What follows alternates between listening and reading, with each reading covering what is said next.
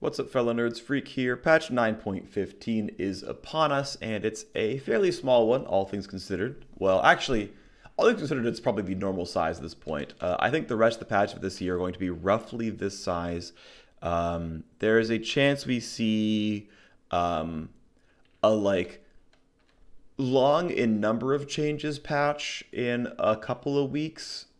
Heading into Worlds where it's just like, hey, let's do small 1% or 0.5% win rate buffs and nerfs to a bunch of champions. That might happen at some point later in the year. This one, fairly small. I'm expecting most patches the rest of the year to be fairly small like this one. It is the playoff patch for LCS. It is week 8 and 9 for LEC.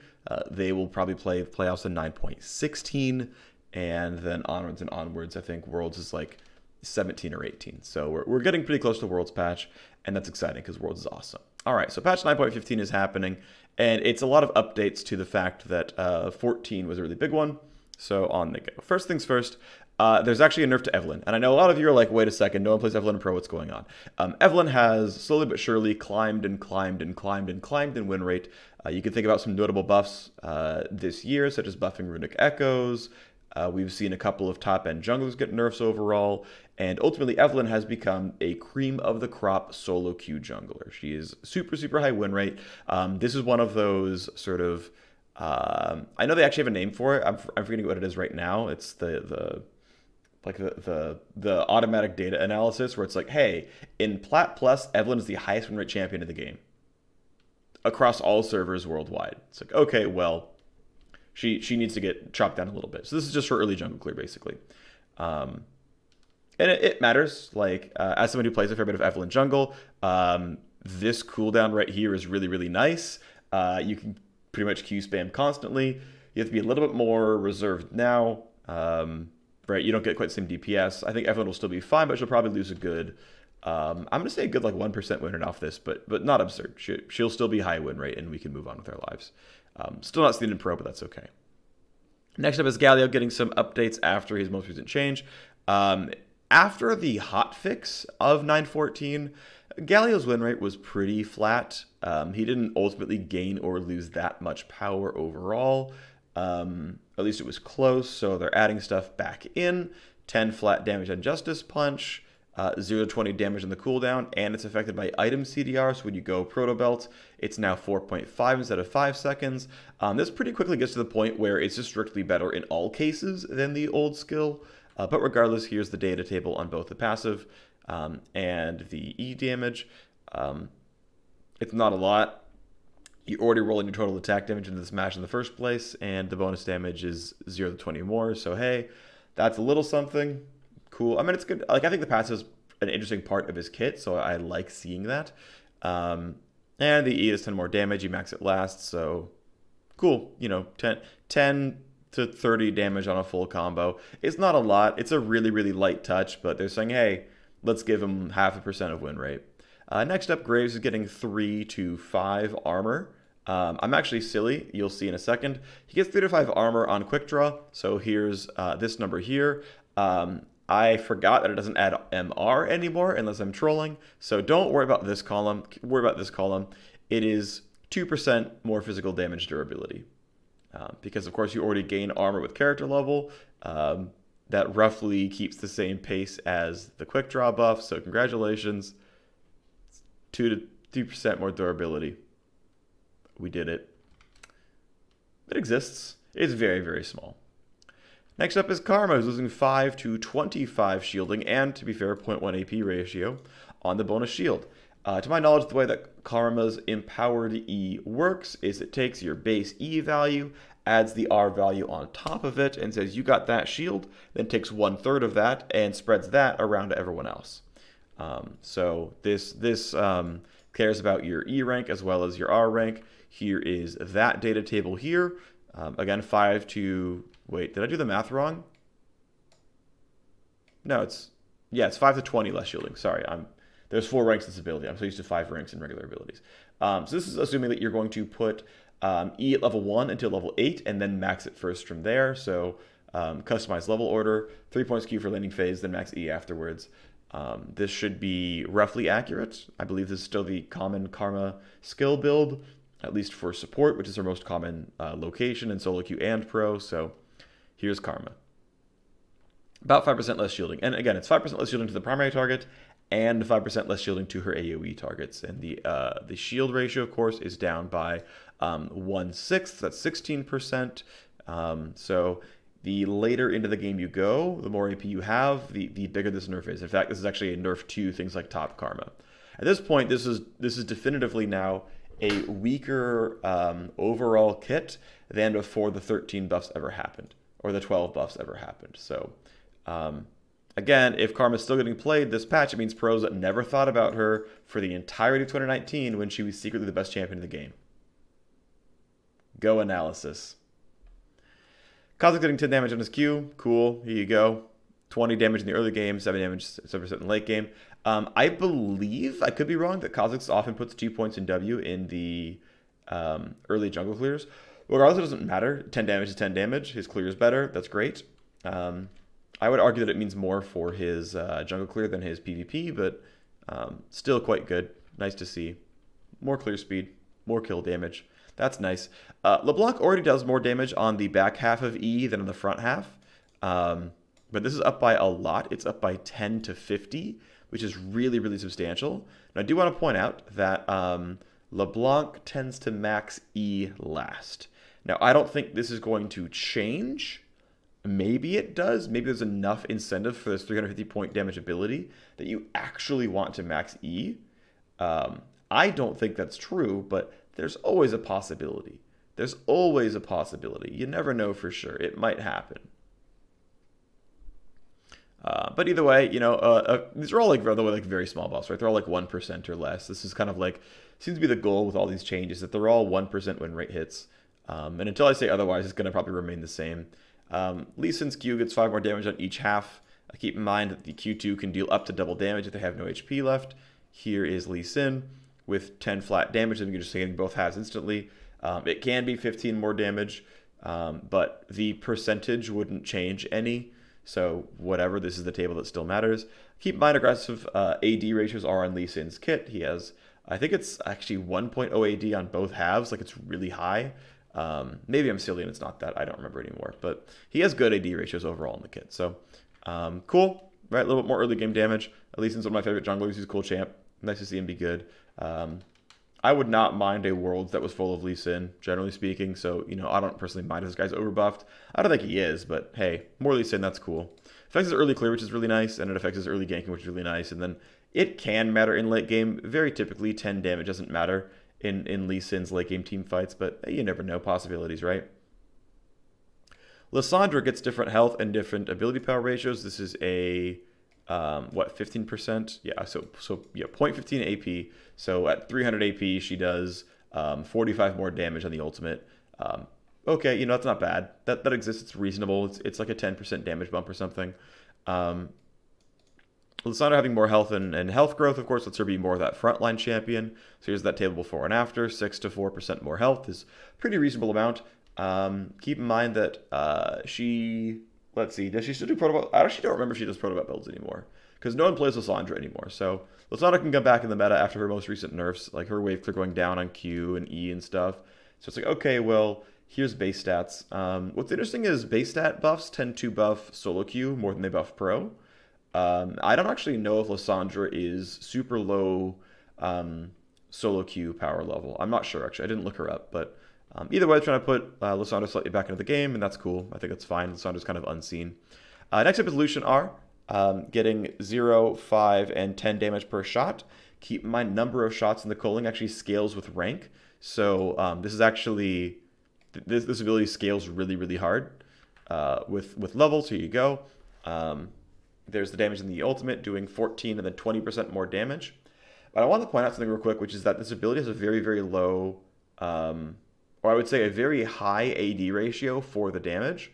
And so I said, okay, let's also look at this data table with just simply 100 bonus attack damage, which is actually less than simply Essence Reaver, Blade of the Ruin King. Like, ER Ruin King, I think, is over 100, especially when you count runes and Doran's Blade and stuff. But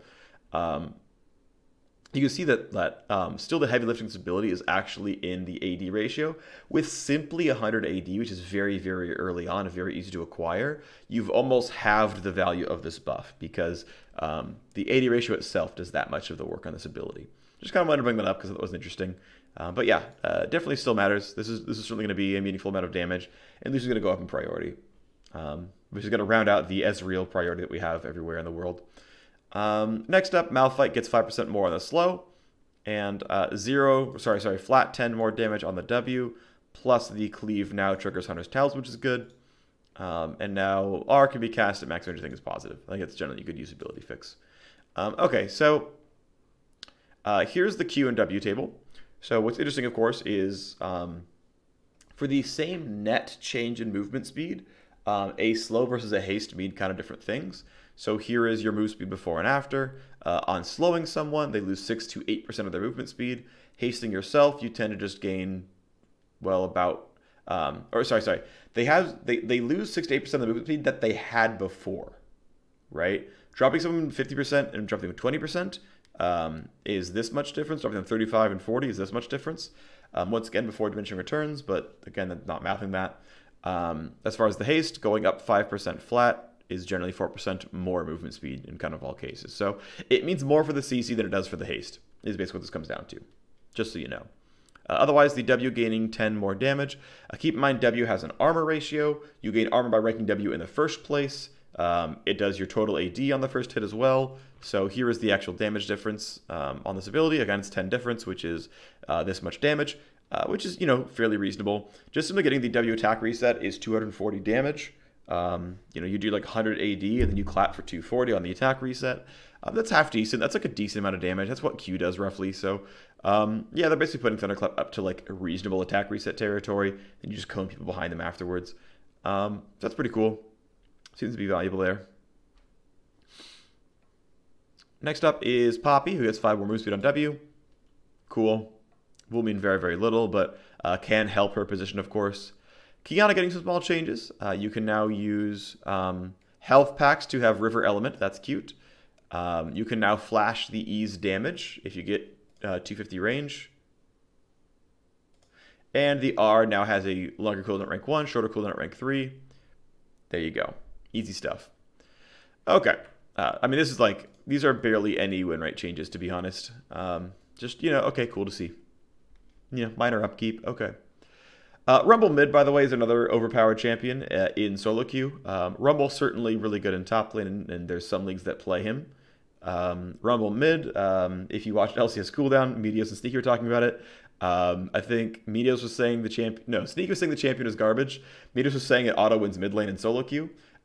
Indeed, Rumble mid is OP in Challenger. I think we should actually be seeing more Rumble mid in Pro, but maybe that's wrong. Whatever, it's OP in Challenger. And so this is another one of those, much like the Evelynn hit, where it's like, okay, this champ's overperforming. In order to keep Challenger in a slightly healthier state, we're nerfing Rumble.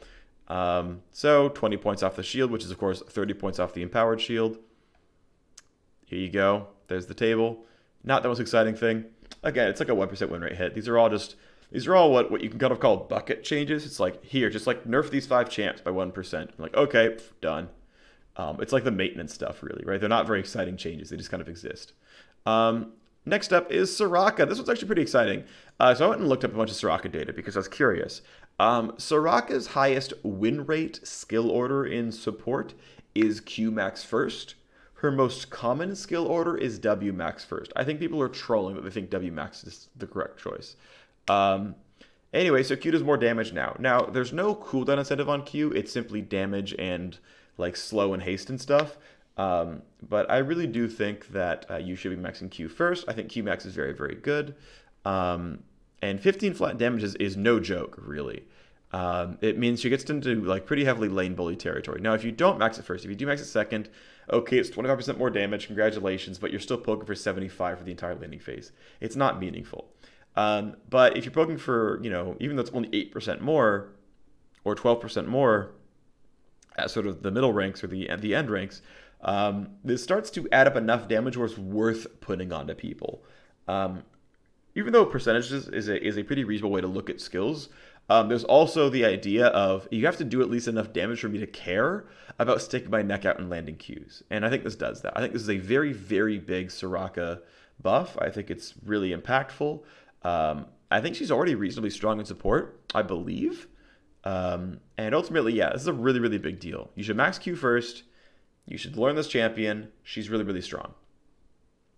Next up, a small change to Swain. Yeah, as this context says, the new short range Q would sometimes miss E pulls, and that was obviously a little bit silly, so putting the range back up. Now, of course, Q now always penetrates minions at all times. This is a huge usability increase. One thing that's interesting is Swain's win rate, I think, slightly went down on the patch, so deserving of getting slightly buffed back up. And yeah, I think Swain's going to be in a really, really good spot next patch and is totally worthy of your play. Next up is Lissandra gaining 0.5 to 10 damage per sphere on Unleashed Power. Now, it's actually not that big of a deal. I chose to do the math with 4 spheres, and if you press Q once, then ulted is a pretty safe bet in most cases. You know, some reasonable damage here on this ability, but only a 4 to 6% damage increase. And again, the more AP you get, the less this matters. So it's a very, very, very light touch. It's a Bjergsen buff. Bjergsen's a big Syndra player. Just what TSM needed right before playoffs, obviously. This one we can't blame Jad on. He's not on the balance team anymore.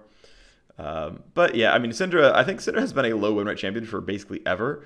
That's actually a theory I have, by the way, that if I have the downtime to spend like 4 hours to do this, I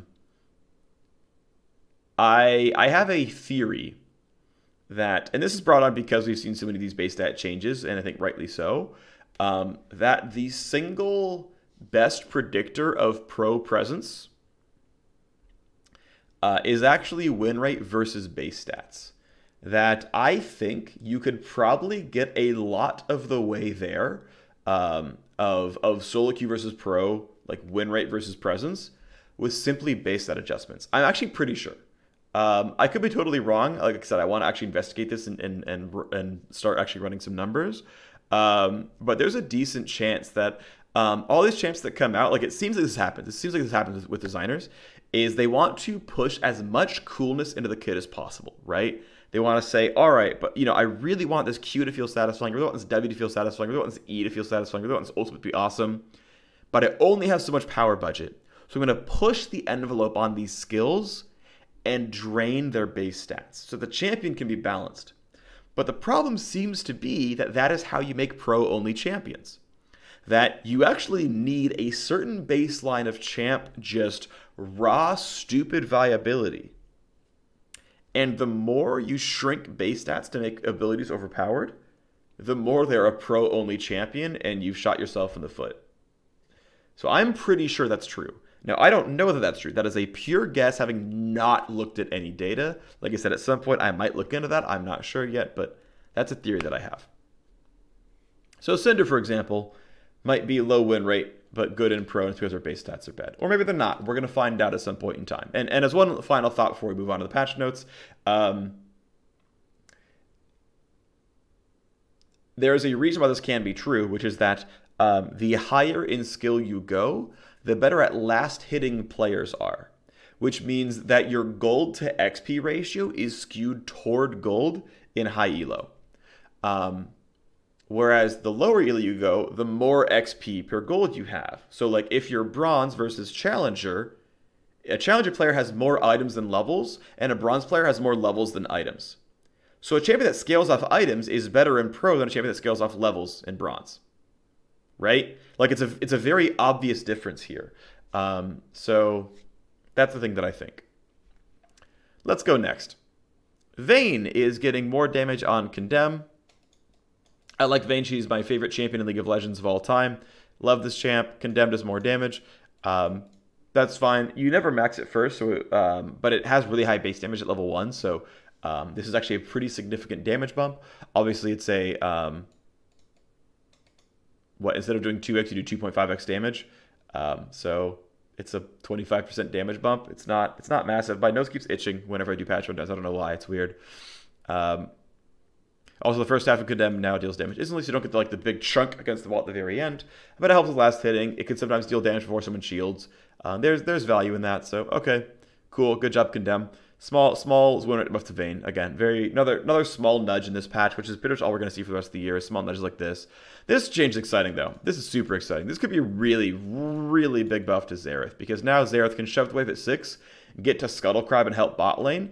This is a massive change. This, I think, brings Xerath into viability. I think pros should be considering Xerath straight up now. I think this is a big enough change to have a meta-changing effect here. My understanding also is that Xerath is supposed to be good against Azir. Now, I could be wrong, but I believe that's true. I think Corki is generally fine in the matchup, and Corki is the #1 sort of pick rate pro player, top mid lane champion.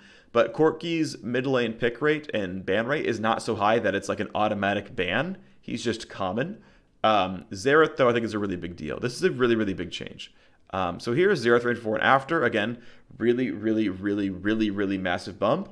And as always, I will always bring up, level 16 is not a formality. Very frequently, by the time mid laners hit level 16, the game has already been decided. So this nerf frequently doesn't matter at all. This buff always does. This is a strict expected value buff to Xerath for sure. Massive upgrade. Really, really massive upgrade. This will do a lot to bring Xerath up in solo queue power, and I'm pretty sure Xerath is already a really good solo queue win rate champion. I think he's already quite good. But I think this definitely brings up his pro presence. I think pros should absolutely be trying to play this champion. Mac uses Rejoice. Legacy Cursor is gone. RIP. Bug fixes. Draven against Mordekaiser. Kayn bug fix. Lux bug fix. A bunch of stuff that I'm not really going to read because they usually don't mean almost anything.